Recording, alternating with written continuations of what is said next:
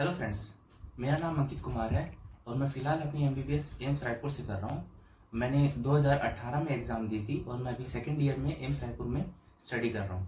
आज मैं आपको कुछ इम्पोर्टेंट जानकारी देना चाहता हूँ जो कि नीट, एम्स और नवोदय के एग्ज़ाम के बारे में होगी। क्योंकि मैंने नवोदय में भी पढ़ाई की है, इसलिए मैं आपको नवोदय के बारे में भी कुछ बताऊँगा। तो आप अगर आपको ये वीडियो हेल्पफुल लगे तो चैनल को सब्सक्राइब करें और लाइक और शेयर करें अपने दोस्तों के साथ। और अगर आपकी कोई क्वेरी है तो आप वो कमेंट बॉक्स में लिखिए, आपको जवाब दिया जाएगा। Thank you. तो मैं स्टार्ट करता हूँ नवोदय से। नवोदय की एग्ज़ाम मैंने 2010 में दी। वो एक ऐसी एग्ज़ाम है जो जिला स्तर पे होती है। उसके अंदर एक एग्ज़ाम आपकी कंडक्ट होती है जनवरी और फरवरी में। तो उसके फॉर्म रिलीज होते हैं सितंबर और अक्टूबर में। तब आपको ध्यान रखना है कि जब भी उसके फॉर्म आए तो वो आप 5th क्लास में दे सकते हो। मतलब आप 5th क्लास में पढ़ाई कर रहे हो और 6th क्लास के लिए आप दे सकते हो उसके एग्ज़ाम। उसके अंदर ये होता है कि आपको 3 सब्जेक्ट आते हैं उसमें। फर्स्ट होता है नॉर्मल मैथमेटिक्स, दूसरा मेंटल एबिलिटी और तीसरा हिंदी। तो वो एक 5th क्लास का बच्चा आराम से उसकी पढ़ाई कर सकता है। एक बुक आती है, वो आप कहीं से भी आपको उपलब्ध हो सकती है। उसको आप 2 महीने पढ़िए और आप उस एग्जाम को आराम से फाइट कर सकते हैं। अगर आप रेगुलरली उस चीज को पढ़ रहे हो तो आप फाइट कर सकते हो उसको। उसमें जाने का फायदा ये होता है कि वहां पे जो भी आपका खर्च होता है वो केंद्र सरकार उठाती है। मतलब जो भी आपका पढ़ाई से लेके खाने को, खेल कूद जो भी है आपका, वो केंद्र सरकार वहन करती है। वहां पे हॉस्टल में आपको रहना होता है और 7 साल तक, 12th तक आपकी पढ़ाई केंद्र सरकार वहन करेगी। तो जैसा कि हम जानते हैं कि एफर्ट्स एक ऐसी संस्था है जो वंचित बच्चों की मदद करती है।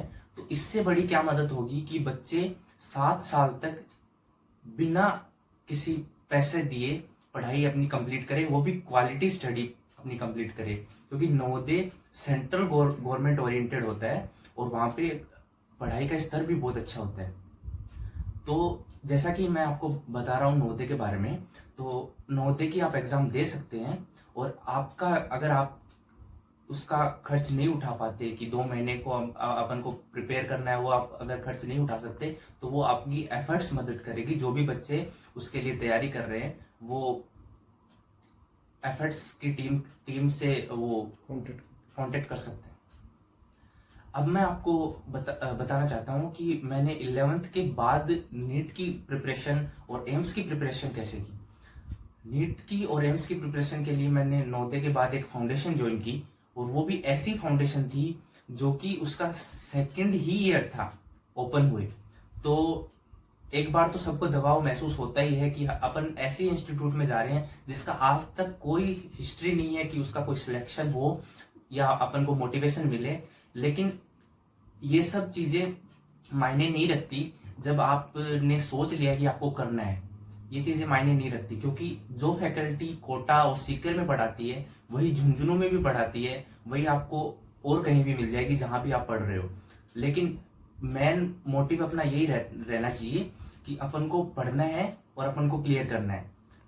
दूसरी बात एक मैं आपसे ये शेयर करना चाहता हूँ कि एक क्रिटिकल स्टेज होती है लाइफ की, 10th क्लास और 9th क्लास, जहां पे अपन को स्ट्रीम चूज करनी होती है, अपने सब्जेक्ट चूज करने होते हैं कि अपन को कहाँ किस फील्ड में जाना है। 9th तक तो सब कुछ कॉमन रहता है, लेकिन उसके बाद अपन को अपने दिमाग में चलता है कि हम मैथ्स लें, हम बायो लें, हमें कॉमर्स में जाना है।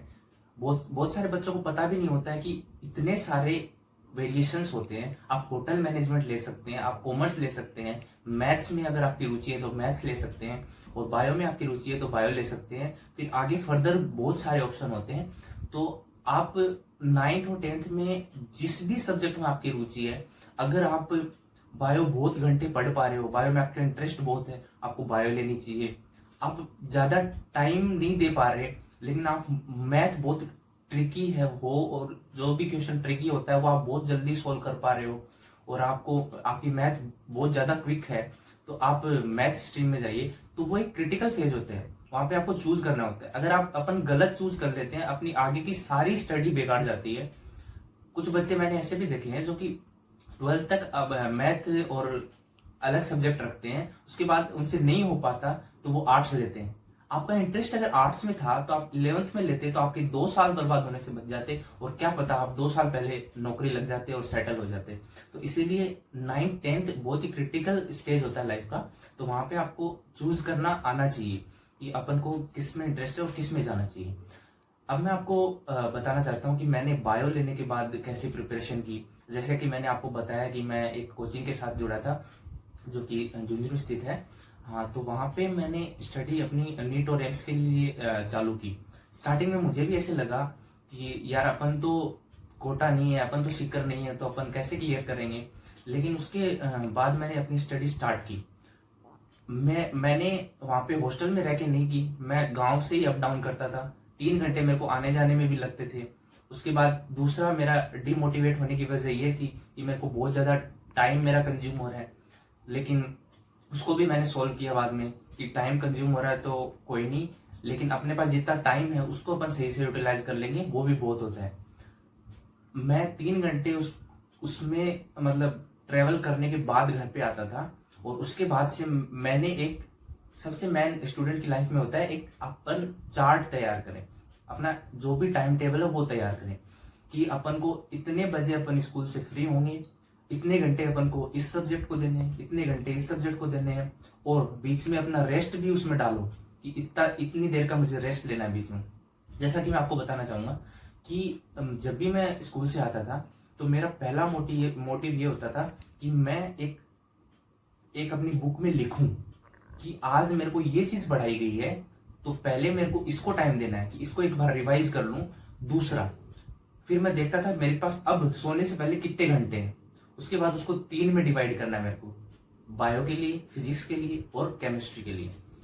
अब जैसे कि आप जानते हो कि नीट और एम्स के लिए बायो बहुत ज्यादा इंपॉर्टेंट होती है, और बायो एक ऐसा सब्जेक्ट है जो कि अपन को ज्यादा टाइम पढ़ना पड़ता है। क्यों? क्योंकि उसमें डिफिकल्ट वर्ड्स होते हैं, उसमें आपको सब कुछ याद करना पड़ता है। कुछ ऐसा नहीं होता कि आपको कुछ न्यूमेरिकल है जो कि आपने सोल्व कर लिया और का कॉन्सेप्ट क्लियर हो गया, ऐसा कुछ नहीं होता। तो आपको उसको ज्यादा टाइम देना होगा। तो जैसे कि आपके पास 6 घंटे हैं अभी सोने से पहले, तो 6 घंटे में से आपने 3 घंटे बायो को दिए, या फिर 2.5 आपने आवर्स बायो को दिए। उसके बाद फिजिक्स और केमिस्ट्री। फिजिक्स एक ऐसा सब्जेक्ट है जिसको आप, ऐसा है कि मतलब आज आपको कुछ कॉन्सेप्ट पढ़ाया गया, उसको आप पढ़िए अच्छे से, उसके जो भी आपको फॉर्मूलाज हैं, उसके कॉन्सेप्ट्स हैं, वो ध्यान से पढ़िए। उसमें आपको लगेगा कम से कम 45 मिनट लगेंगे एक दिन का, वो भी अच्छे से पढ़ने को। मैक्स टू मैक्स आपको 45 मिनट लगेंगे। उसके बाद आपको उसके न्यूमेरिकल सॉल्व करने कुछ, उसके बाद आपके माइंड में होगा कि जो कॉन्सेप्ट मेरे को पढ़ाया गया था वो मैंने पढ़ भी लिया, उसके कुछ क्वेश्चन भी सॉल्व करके देख लिए, तो उससे आपको समझ में आ जाएगा कि हाँ, मैंने जो पढ़ा है उससे मैं क्वेश्चन भी सॉल्व कर पा रहा हूँ। तीसरा, केमिस्ट्री का कुछ ऐसा होता है कि उसमें 3 पार्ट्स होते हैं। पहला physical chemistry, organic chemistry, inorganic chemistry. Inorganic chemistry more like biology होती है। तो उसमें आपको क्या होता है कि रीडिंग में ज्यादा टाइम देना होता है। आपको कंसेप्ट तो पढ़ाए जाएंगे कि आपको कैसे तैयार करनी है, उसमें कुछ एक्सेप्शंस होते हैं तो वो आपको पढ़ाए जाएंगे, लेकिन आपको उसको रीडिंग में ज्यादा टाइम लगाना है। वो आपको वैसे समझ नहीं आएगी कि हाँ अपन को मतलब पढ़ा दिया तो एक बार पढ़ने से अपन को याद हो जाएगा, उसको कंटिन्यूसली पढ़ना पड़ेगा बायो की तरह। दूसरा, physical chemistry more like physics होती है। उसमें क्या होता है, कंसेप्ट आप पढ़िए, उसके क्वेश्चन सोल्व कीजिए।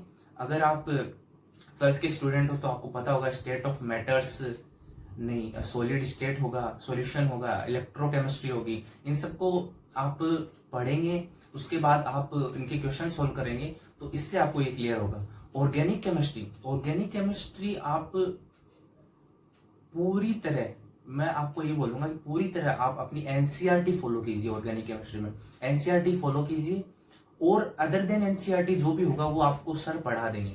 तो आपको करना क्या है कि जो एनसीईआरटी में है उससे पढ़िए, और जो अदर देन एनसीईआरटी है उसको एक जगह लिख लीजिए। तो जब भी आपका पेपर हो, कुछ और हो, आपको ऑर्गेनिक केमिस्ट्री की प्रिपरेशन करनी है। जैसा कि ये होता है कि 12th क्लास के जो बच्चे होते हैं, जो कि 12th के साथ वो पेपर दे रहे होते हैं, तो उनको बोर्ड भी देना होता है और साथ साथ कंपटीशन भी तैयार करनी होती है। तो बोर्ड के लिए आपको सिर्फ एनसीईआरटी पढ़नी होगी। आप अलग चीजें पढ़ेंगे वो बोर्ड में आपको मदद नहीं करेंगे। तो आपको सिर्फ एनसीईआरटी पढ़नी है।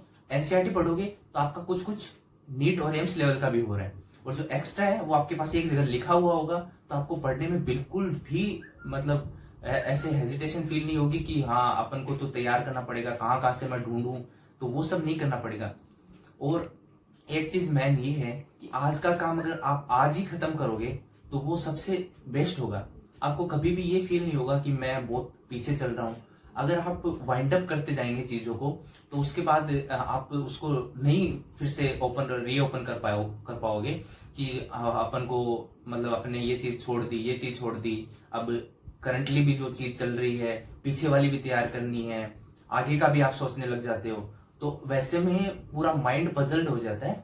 तो वैसे आपको नहीं करना है, आपको रेगुलरली चलना है। जैसे कि आज आपने एक सब्जेक्ट की स्टडी की, जो पढ़ाया वो पढ़ लिया, कुछ एक्स्ट्रा पढ़ लिया, थोड़ा थोड़ा ऐसे करके पढ़ना है आपको।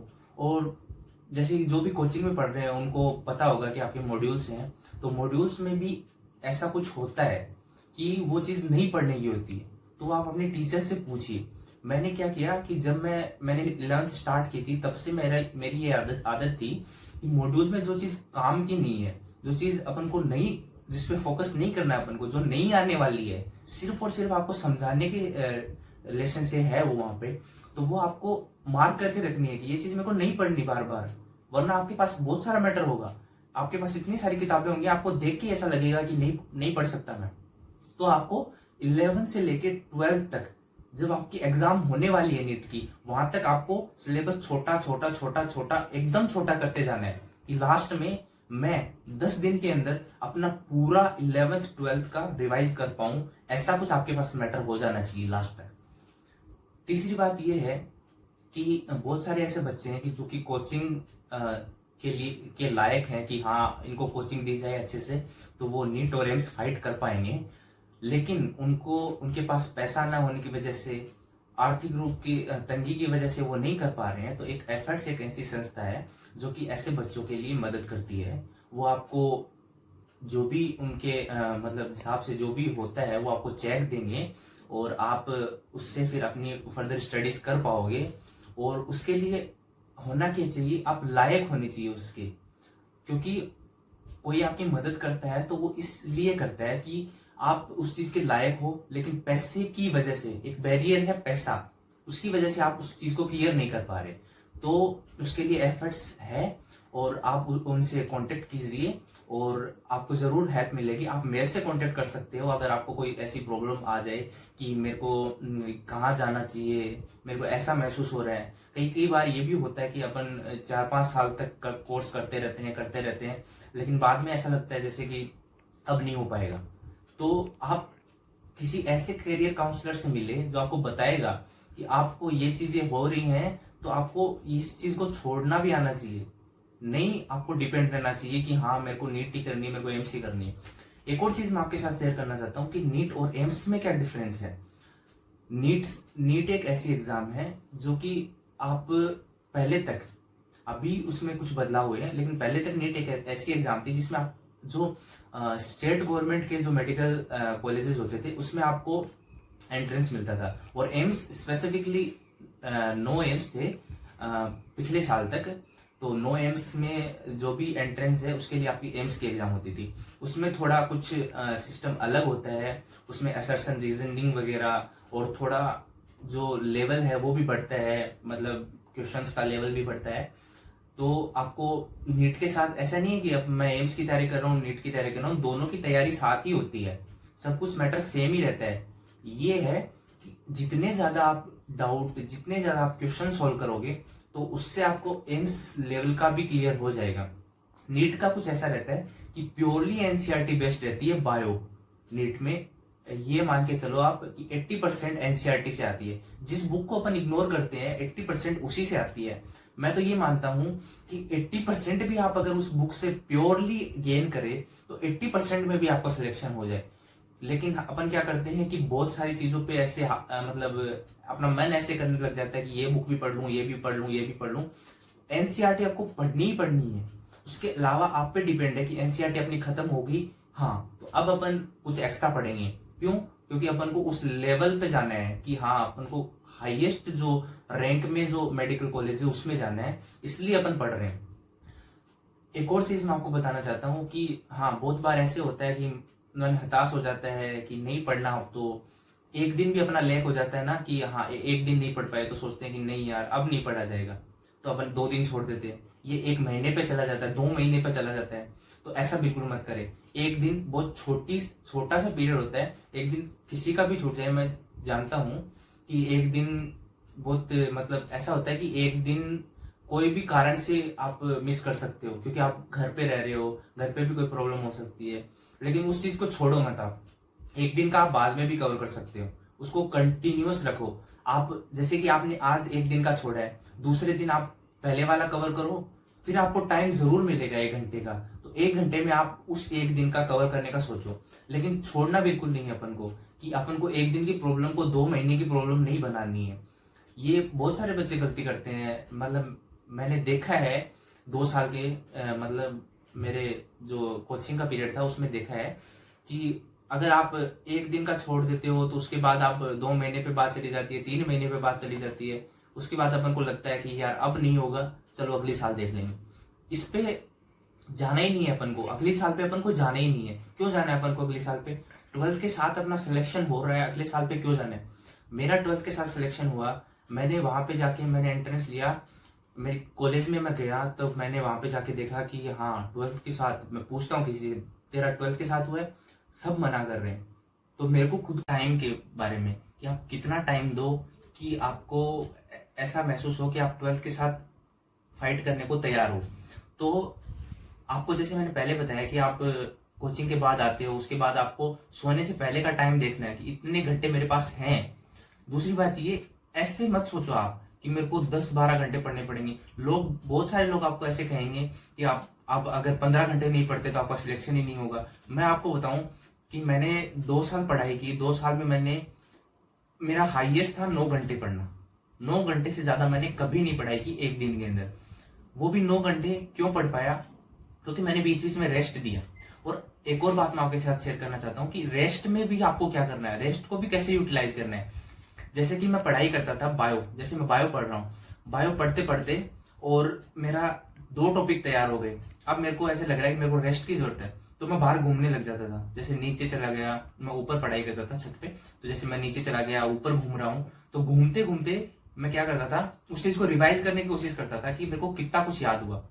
उससे क्या, 2 चीजें होंगी उससे। एक तो ये कि आपका रेस्ट जो टाइम है उसका यूटिलाइजेशन होगा।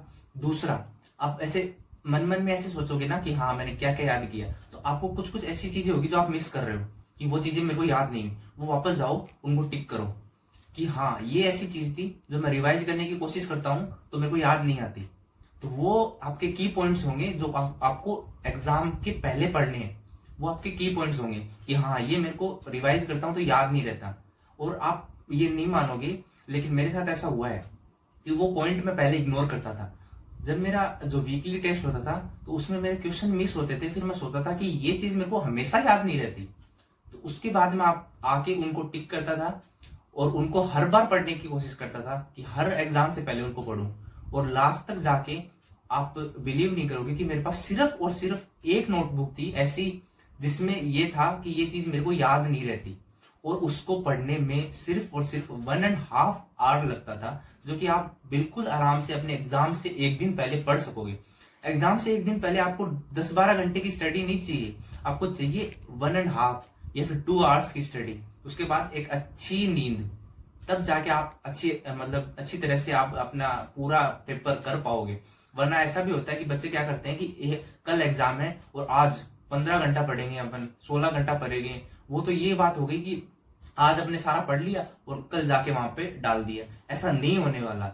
आपको ऐसे पढ़ाई करोगे तो आपको डिमोटिवेशन फील होगा अपने आप में कि हाँ मैं एग्जाम में गया, कल जो मैंने पढ़ा था उसमें से कुछ नहीं आया है।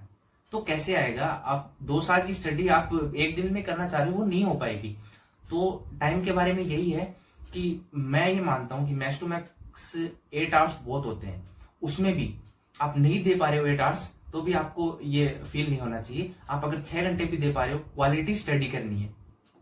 बहुत बार ऐसा होता है कि मैंने भी बहुत बार किया ऐसे कि मैं 3 घंटे पढ़ रहा हूँ, जैसे कि मेरा हर बार की आदत थी, जिस दिन मन नहीं होता था उस दिन भी चला गया मैं पढ़ने और 3 घंटे पढ़ा।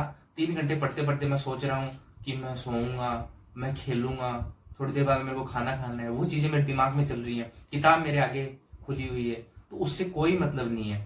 आप 3 घंटे पढ़ो, 3 घंटे के बजाय 1 घंटे ही पढ़ लो उस दिन, जिस दिन मन नहीं उस दिन 1 घंटे ही पढ़ लो, लेकिन पढ़ोगे उस टाइम सिर्फ पढ़ाई होनी चाहिए।